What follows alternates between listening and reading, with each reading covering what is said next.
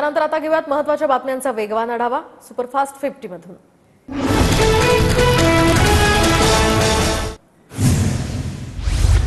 महाविकास आघाडीमध्ये वादाची ठिणगी तर 20 दिवस जागांचा घोळ ठेवला। जागा वाटपाच्या घोळाचा फटका बसला तर प्रचारासाठी कुठलेही प्लॅनिंग करता आलं नाही। विधानसभेच्या महाविकास आघाडीच्या पराभवावर वडेट्टीवारांचं हे वक्तव्य।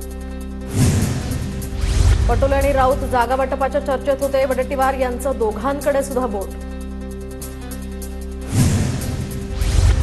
जागा वाटपाच्या घोळाला सगळेच जबाबदार। जागा वाटपाला का कोणामुळे उशीर झाला हे वडेट्टीवारांनाच माहिती। तर वडेट्टीवारांनी विदर्भातील काही जागा सोडल्या असत्या तर बरं झालं असतं। राऊतांनी महाविकास आघाडीच्या जागा वाटपावर दिली प्रतिक्रिया। वेळ वाया घालवला, काही प्लॅनिंग होतं का? काही जण बैठकांना उशिरा येत होते। एकाच जागेवर वारंवार चर्चा, वडेट्टीवारांकडून नाव न घेता निशाणा। तर बीएमसी निवडणुकीच्या तोंडावर ठाकरे गटाच्या उर्वरित माजी नगरसेवकांचा नाराजीचा सूर। पक्षाकडून माजी नगरसेवकांना विश्वासात घेतलं जात नसल्याची तक्रार। काँग्रेसची मोडलेली पाठ सरळ व्हायला तयार नाही तर ठाकरे गट अजूनही झोपेतून जागा व्हायला तयार नाही। शरद पवार गटाच्या बैठकीत बोलताना अमोल कोल्हेंचं वक्तव्य।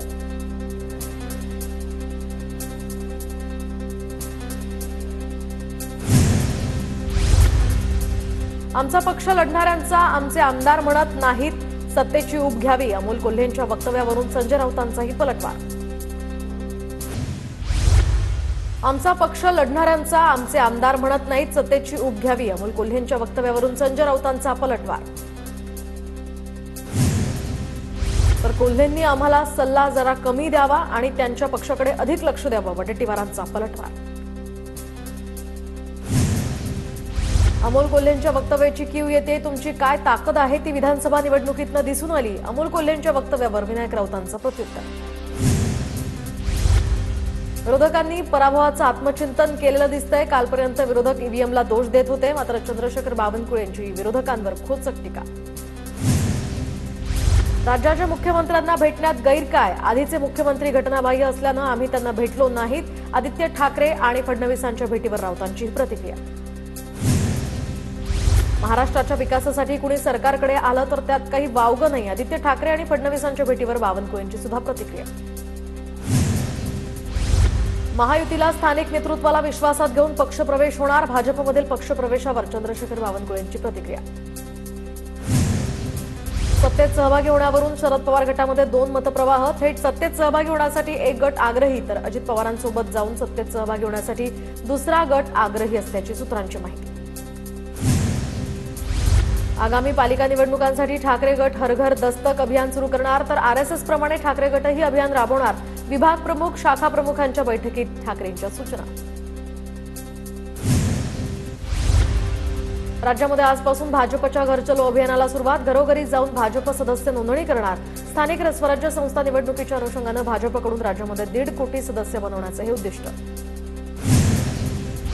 विधानसभा निवडणुकीमध्ये भाजप सोडलेल्या नेत्यांना परतीचे वेध। 7 सोडलेले नेते भाजप नेतृत्वाच्या संपर्कात, सूत्रांची माहिती। तर संजय काका पाटील सुद्धा भाजपात परत येण्यासाठी इच्छुक असल्याची माहिती। भाजपचं 12 जानेवारीला शिर्डीमध्ये अधिवेशन तर केंद्रीय गृहमंत्री अमित शहा, जेपी नड्डा या अधिवेशनाला उपस्थित राहणार। भाजपच्या सर्व आमदार आणि खासदार तसंच मंत्र्यांना 11 तारखेला शिर्डीत हजर राहण्याच्या सूचना। धाराशिवमध्ये उद्या जनाक्रोश मोर्चा। बीड आणि परभणी घटनेच्या विरोधात धाराशिवकर आता रस्त्यावर उतरणार। संभाजीराजे छत्रपती, जरांगे, बजरंग सोनवणे, सुरेश धस यांसह अनेक लोकप्रतिनिधी या मोर्चामध्ये सहभागी होणार। तर नाशिकमध्ये उद्धव ठाकरेंच्या उपस्थितीमध्ये प्रमुख पदाधिकाऱ्यांची बैठक। आगामी महापालिका निवडणूक बाबत यामध्ये चर्चा होणार। तर ठाकरे गटाचे जळगावमधील पदाधिकारी मातोश्रीवर, पदाधिकाऱ्यांची उद्धव ठाकरेंसोबत बैठक। संजय राऊत सुद्धा या बैठकीसाठी मातोश्रीवर उपस्थित। सीआयडी एसआयटी चौकशी देशमुख हत्येप्रकरणी होती तर सीआयडी खंडणी प्रकरणाची चौकशी होतीये का? अंजली दमन यांचा सवाल। सीआयडी आज वाल्मिक कराडचा व्हॉइस सॅम्पल घेण्याची शक्यता। विष्णू चाटेच्या फोनवरून वाल्मिकनं अवादा कंपनीच्या अधिकाऱ्याला खंडणीसाठी धमकी दिल्याचाही आरोप। स्थानिक स्वराज्य संस्थांच्या निवडणुकीमध्ये 50% महिलांना तर उर्वरित 50%मध्ये तरुणांना संधी देणार। प्रस्थापितांना संधी देणार नाही, बैठकीत शरद पवारांनी स्पष्ट सांगितलं।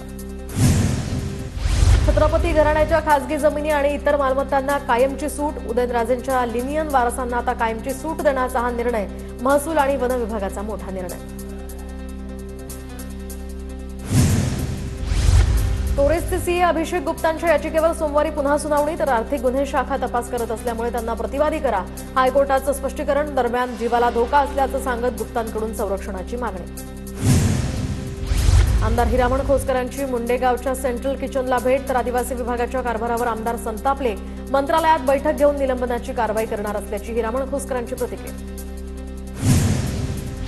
नाशिकमधील 44 आश्रमशाळांमध्ये पोषण आहाराचा फज्जा, तर विद्यार्थ्यांसाठी सडका भाजीपाला यासह किडलेले कडधान्य, कच्च्या पोळ्या दिल्या जात असल्याचं सुद्धा समोर. पुण्यातील शुभदा कोदारे हत्या प्रकरणाचा व्हिडिओ समोर, कृष्णा कनोजाकडून आर्थिक वादातून आयटी कंपनीत काम करणाऱ्या शुभदाची हत्या. पुण्यामध्ये तुरुंगातनं सुटल्यानंतर रॅली काढलेल्या गुंडांची धिंड, तर व्हिडिओ व्हायरल झाल्यानंतर पोलिसांनी आरोपींची धिंड काढली. मुक्कातील आरोपी गणेश कसबेसह 9 जणांची धिंड. प्रस्तावित वाढवण बंदरासाठी आवश्यक असलेले जमीन हस्तांतरण आणि आवश्यक परवानगी 31 मार्चपर्यंत पूर्ण करा, मुख्यमंत्री देवेंद्र फडणवीस यांचे आदेश. धाराशिवचे जिल्हाधिकारी डॉक्टर सचिन ओंबासे यांच्या विरोधात निवडणूक आयोग कारवाई करण्याची शक्यता. लोकसभा निवडणुकीमध्ये मदत न करता जाणीवपूर्वक दुजाभाव केल्याची तक्रार आयोगात दाखल, तर पहिल्याच सुनावणीला ओंबासे हजर राहिले नाही. जळगावच्या मुक्ताईनगरमध्ये जीएसटी पथकाचा छापा, बिल्डिंग व्यवस्थापक या ठिकाणी व्यावसायिकाच्या आस्थापनेसह घरावर छापेमारी, कर चुकवल्याच्या संशयावरून जीएसटी पथकाची कारवाई.